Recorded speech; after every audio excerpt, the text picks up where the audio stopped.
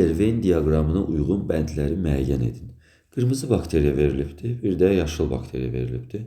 Və burada bu bəndləri müəyyən etmək lazımdır. Biz axtaraq bax görək nə vardı burada. Deməli, fotosintez prosesində hidrogen mənbəyi kimi H2-dən istifadə edir. Birinci, hidrogen mənbəyini kimi, yəni hidrogendən istifadə edən bu yaşıl bakteriyamızdır. Yaşıl bakteriyamız hidrogenden istifadə edir. Fotosintez prosesində hidrogen mənbəyi kimi hidrogen sulfitdən istifadə edir. Hidrogen sulfitdən istifadə edən ikinci bizim qırmızı bakteriyamızdır. Fotosintezin sonunda su molekulları əmələ gəlir. Fotosintezin sonunda su molekulu əmələ gəlir və bu hər ikisinə aiddir.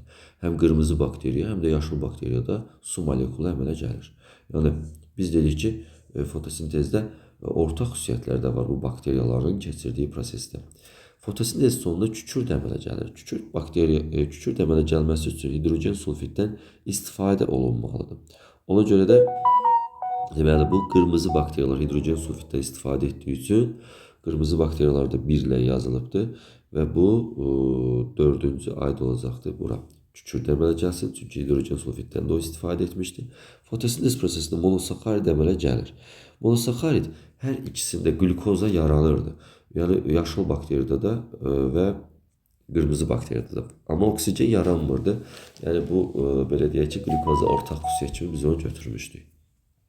Onun üçün də düzgün cavab.